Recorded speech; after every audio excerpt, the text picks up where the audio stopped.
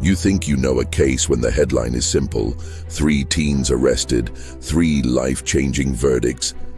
But years later, the story bends under new tests, and a courtroom door opens in a very specific way. Stay with me, because this story moves from community panic and a taped confession to DNA results, expert reanalysis, and an Alford plea that set 3 men free. May 1993, West Memphis, Arkansas. A neighborhood fear becomes a statewide headline. We will not share graphic detail here. Families are at the center of this timeline. Police feel pressure that only grows by the day. Community meetings, rumors, and tips arrive by the hour. The wider culture adds fuel, talk of occult symbols and ritual fear in the early 90s. What the press later calls satanic panic hangs over interviews, affidavits, and town talk. 3 teenagers come into focus: Damian Eccles, Jason Baldwin, and Jessie Misskelley Jr. They are questioned repeatedly. Their music, clothes, and reading lists become part of the narrative. Hours of interrogation follow, especially for Misskelley. According to transcripts and filings, only portions are recorded. Details shift, are corrected mid-interview, or are prompted by investigators. The reliability debate begins right there. A confession becomes the spine of the case. It is the kind of statement that sounds final on the evening news, but defense experts later call it contaminated by leading questions and fatigue. A warning about how memory can bend under pressure. Trials begin in 1994. Evidence is largely circumstantial. No direct physical evidence ties the teens to the scene. Prosecutors present the confession and a theory shaped by the era's occult lens. Defense counsel attacks the timelines, the forensics, and the very premise of the theory. Verdicts arrive with the weight of a community's grief. Eccles is sentenced to death.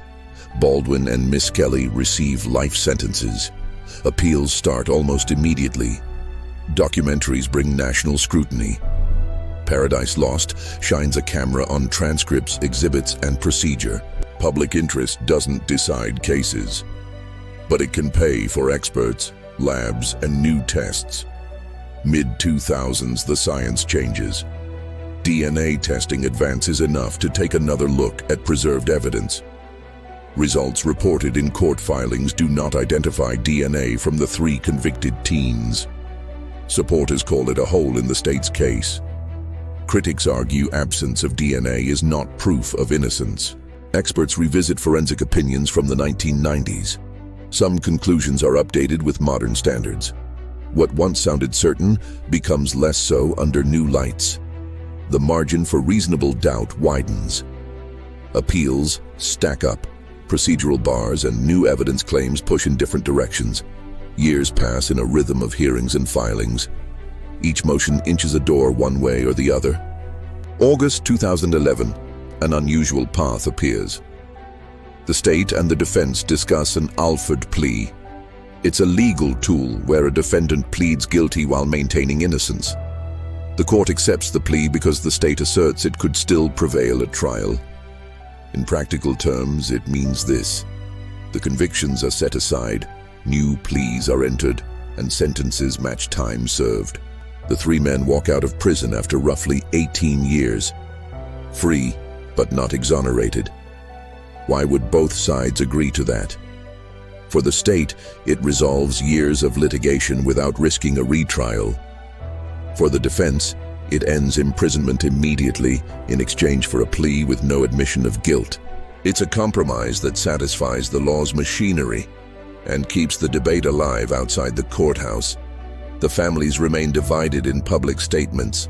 Some believe the original verdicts got it right. Others call for full exoneration and a new search for answers. Respect for those families is not optional here. What made this case so combustible was timing and context. A fearful climate that turned music and books into evidence of motive. A confession obtained after hours in a room without a lawyer present. And forensic methods that have since been refined. What changed because of this case goes beyond 3 names. Interrogation standards tightened in many places. More complete recordings, better training on cognitive bias. Forensics matured. Courts now ask harder questions about expertise, protocols, and error rates. The conversation about wrongful convictions and junk science moved from essays into statutes, labs, and jury instructions. The lesson about confessions is uncomfortable but essential. They can be both powerful and fragile. Stress, sleep, suggestion, and the desire to end an interrogation can shape words in ways that don't survive daylight. That's why timelines, corroboration, and physical evidence must share the weight. Media learned hard lessons too. Headlines can amplify fear or clarify facts. Documentaries can raise money and questions, but only courts change verdicts. If you read deeper, start with trial transcripts, appellate opinions, and lab reports. Separate commentary from the record. Track what is established, what is contested, and what is unknown. Precision honors everyone involved.